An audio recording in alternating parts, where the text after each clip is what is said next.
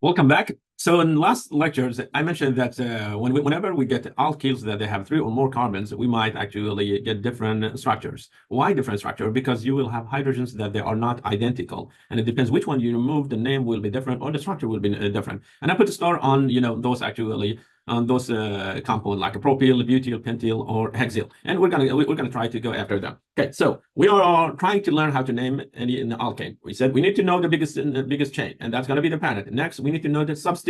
What's the name of the substituent, and where are they? Okay. And so I'm going to start with propane. Propane has 3 carbons, and 2 of them are terminal. They have 3 hydrogens, and one in the middle. Okay, the one in the middle is different than the terminal's hydrogen. Okay, so what will happen if I remove one of the terminals? So let's say we're going to go after one of this hydrogen, and I'm going to go after the hydrogen, for instance. And if I do it, like I say, minus hydrogen, the structure that I'm going to get, it will be like this. This is going to be the structure. Okay, so we get this alkyl, and that alkyl must be attached to somewhere. Okay, and I'm going to say the alkyl is attached to the main chain or the parent. Okay, the parent. This substituent, we call it N pro Y prop, because you have 3 carbons, and then you say N propyl Y L, because you want to say it's attached to the parent. Okay, what's the purpose of N? The N is just to say this is linear. Okay, linear shape, and yes, it's linear, 3 carbons right after each other. What's the symbol for it? Okay, and it's kind of like it's all the style. They just simply they say propyl, go with a propyl, and that's fine. And go with a propyl, and the symbol it will be PR. Okay, but there is a way, like an IPAC system, to name it, and the IPAC system says start from the carbon that's attached to the parent and label the carbons. And I'm going to say I see 1, 2, 3 carbons. Okay, because I see 3 carbons, so the name is going to be this. The IPAC name it will be pro Y prop, because I want to say I have 3 carbons. N is attached to the parent. How do I say attached? I put YL. Okay, and then I will name. Okay, I will name. Okay, here after this one, you will say name of the parent.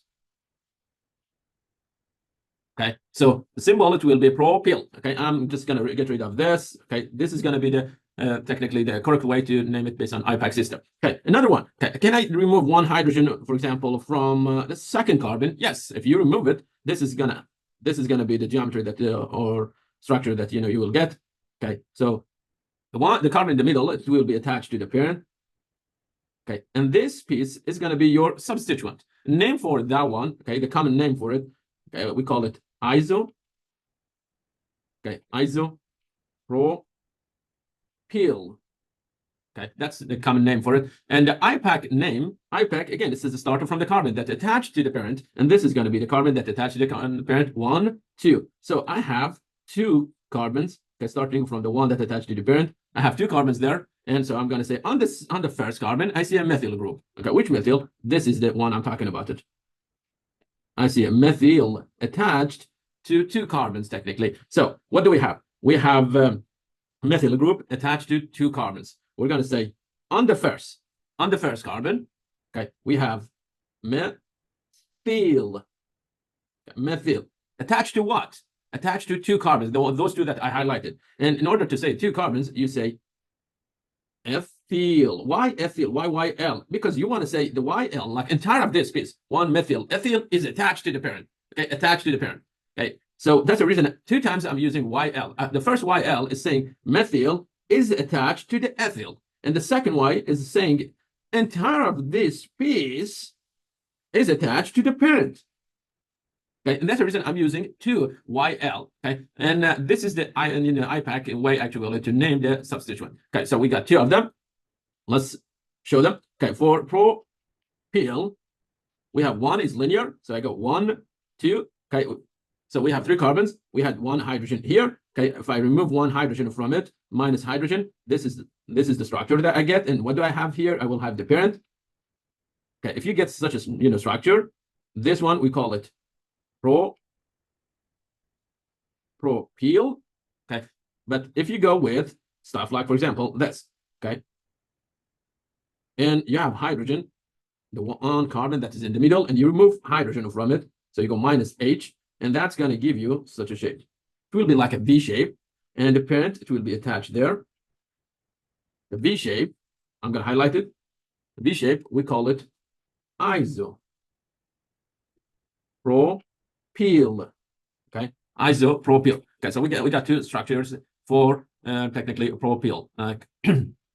You can say two isomers. Okay, how about like a butyl? What will happen if you have four carbons? If you have four carbons, in that case, okay, you need to be careful because you can for butyl, for butane, you have two isomers, and the first isomer is linear, and as you see, I have two terminal carbons and two in the middle. Okay, so those two pinkish or reddish, hydrogens are the same. Sorry, they have the yes, they are identical. You can say they are the same, and also the terminals identical. And this is the way we represent them. So we say one, forgive me.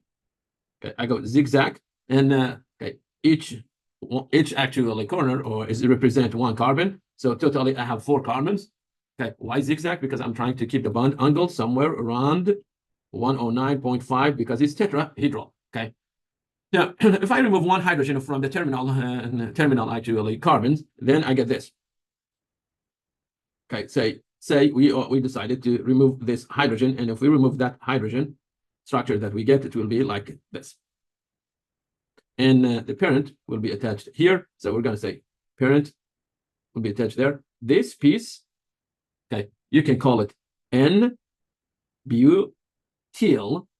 N-butyl, or just simply butyl. Okay. And what's the symbol for it? Bu. Okay, Bu, it will be the symbol for it. Okay, let me move them a bit that side. So you can say here, butyl. Okay, I put dash line just to show that they are attached to somewhere else. Okay, or how about this? Okay, can I take one hydrogen from, for example, any of those, in reddish or pinkish, hydrogen? Yes, we can go after one of them, and so say, okay, we're gonna remove one of them, like one of these hydrogen atoms. So I have this structure. Okay, and I'm going after this hydrogen. Okay, let's remove that hydrogen. If we remove that hydrogen, this is the structure that we're gonna get. So minus H, and I get this. Instead of the H, I will have the parent. Okay. Parent, and this one, okay, this one is attached to the second carbon. Because it's attached to the second carbon, we call it, okay, secondary butyl. Okay, secondary butyl. Why? Because again, attached to the second carbon. Okay. There are some ways, to name them, like IUPAC way to name them, and I want, to present actually those names. So if I go with the IUPAC name, it says start from the carbon that attached to the parent and label them. You go 1, 2, 3, 4. We have 4 carbons attached to the parent. So this is going to be, technically, it's going to be just simply butyl. Okay, that's going to be the IUPAC name for it. Okay, and the butyl is attached to the parent. Okay, how about this? And this one, it says highlight the longest chain. The longest chain is starting from the carbon that attached to the parent. So this is going to be your 1, and then you say 2, 3. Be careful, okay? Be careful, because we started labeling from the carbon that attached to the parent. And so we're going to say this is going to be our longest chain. Okay, and we do have a substituent attached to it. That's our substituent. Our substituent, it will be methyl. Okay, methyl group, which is attached to what? To 3 carbons. So what's the name for it? The name for it, it will be this. On the first carbon, we have a methyl. Okay, methyl attached to what? Attached to 3 carbons. And because we have 3 carbons, so we're going to say propyl. Forgive me. Propyl. Okay, I prefer to use a blue for it. Propyl. So 1 methyl. Okay, propyl. That means you want to say that the 1 methyl is attached to the propyl. Okay, on which carbon of the propyl? On the first carbon of the propyl. So this one, the one I used here, is to represent that the methyl is sitting on that carbon. Okay, another isomer for butyl. Okay, so for butane, we said we can have linear, which is equal to this structure. Okay, that's going to be the linear geometry. Or okay, you can have this. Move one of the carbon and attach it to like one of the central carbons. And so your longest chain, in this case, it will have only 3 carbons. Okay, and you do have 1 substituent. So in this case, we're going to say we have 3 carbons. And there is carbon also attached to it. Okay, now this is going to be the second, isomer for technically for methane. Forgive me, for butane. Okay, and you need to be careful about the hydrogens that you are dealing with. So let's go after this and present all possible isomers for it technically. Okay, now this is equal to CH3 attached to carbon, that carbon attached to CH3. Okay, and down here we have another CH3, but the central one is not acted. How do you make it acted? You need to have one hydrogen attached to it. So we have one hydrogen there. Okay, now it depends which hydrogen you pick. You might get different, technically, structures. Okay, so let's label them. Yellows are identical, and we have one here. Okay, let's remove one of the yellows. Okay, if we remove one of the yellows, we're going to get this. We're going to get, okay, so we have hydrogen attached to one of the yellow positions. Okay, and we remove that hydrogen, and if we remove it, we get such a structure. And remember, parent will be attached there. So now what should I call this? Okay, what should I call it? Let's see. Okay, I see. Okay, see 1, 2, 3. Okay, and 3. And I have a methyl group there. Okay, and if you highlight this side, okay, you get like kind of like a V shape, and or okay, just to make it easier for you to visualize it. Okay, let's go back for a second. Instead of removing that hydrogen, okay, say you decided to remove one hydrogen that attached here, one hydrogen attached there. Okay, again, I told you those are identical. Those hydrogen are identical. So let's remove one hydrogen from there. And if we do it, we get this. The parent will be attached there. Okay, what should I call this piece? What should I call it? Okay, let's check it. We got a V shape here that attached to one carbon. Okay, we got a V shape that attached to one carbon. And the common name for it is going to be iso. Okay, because I have 4 carbon, it will be isobutyl. That's a common name for it. Okay, what's the IUPAC name for it? 1, 2, 3. You have a methyl group there. Okay, so the IUPAC name for it, it will be this. Okay, it will be on the second carbon, I have a methyl group. So I'm going to say methyl. Okay, attached to where? Attached to 3 carbons. So, okay, this is going to be the 3 carbons here, attached to 3 carbons. And I'm going to say name for the parent, like technically the 3 carbons, it will be propyl. Okay, 2 methyl sitting on propyl, and the propyl is sitting on parent. Okay, that's one, isomer. Okay, one isomer for the second structure. And also you have hydrogen here. You have hydrogen, red hydrogen. What will happen if you remove that hydrogen? And if you remove that hydrogen, you get this. So you have carbon that attached to 3 carbons, and there is hydrogen here. Remember, those are CH3. Okay, if I remove H from it, I get this.